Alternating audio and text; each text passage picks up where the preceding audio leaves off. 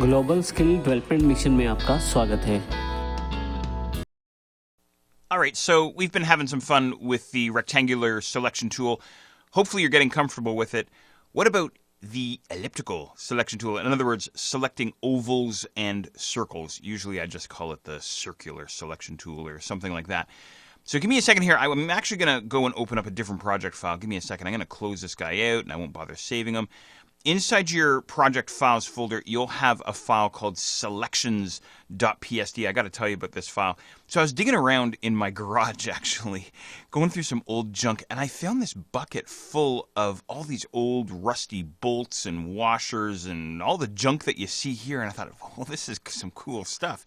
I think I had collected it, years and years back. I just thought it looked cool. I didn't want to throw it all out. Anyway, so I thought that would make a really good exercise for us in terms of practicing our selections, working with different shapes and different objects. So for instance, as you can see, there's a variety of circular shaped objects inside this image that we have here, this digital photo that I took of all this junk I found in my garage for you and I to practice on. So let's go and check this out. So I'm going to go and grab my elliptical selection tool, or my elliptical marquee tool as it's officially called, over inside the toolbox there. Again, just clicking and holding down on the rectangular selection tool provides that pop-up for us.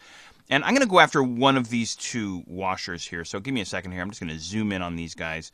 Something like this. Well, maybe that's a little bit too close. Something like that. Now, everything that we talked about in the previous exercise in terms of working with your rectangular selections, clicking and dragging, clicking away to deselect, or Control Command D. Let's see what else. Holding down the space bar as you're creating your selection. Holding down Shift while you're creating your selection. All this stuff applies to both the rectangular selection tools and the circular selection tool as well. Okay?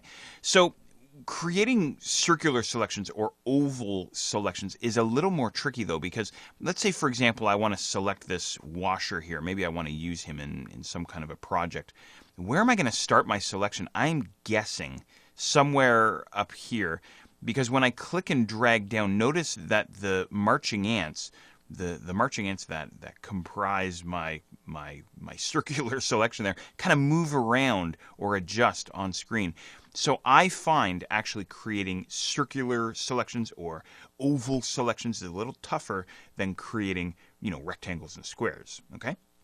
So sometimes I'll have to take a couple of runs at it until I get it nailed down, until I get it absolutely precise. Sometimes what I'll do, you can see here that I'm missing sort of the top left area of this washer here. Sometimes I'll overshoot on the other side, if this makes sense, in the bottom left, and then I'll hold down my space bar and pull it back, something like that, until I get it locked in. Okay, there we go. And then what I could do from this stage is I could copy this guy and paste him into another document, or again, I could apply a filter or a color effect, or who the heck knows, okay? So you may want to spend a moment or two getting comfortable with this guy. If I wanted to create a selection from the center, remember how to do this from the previous exercise? If you're on the Windows side, hold down Alt. Mac users, hold down Option and click and drag, and you can create a circular selection from the center, perhaps something like that. Okay, so get comfortable with this guy. Once again, spend a few moments getting comfortable, getting used to how this guy works, because I've got a lot more that I want to show you in terms of working with our selections and handling selections inside of our documents.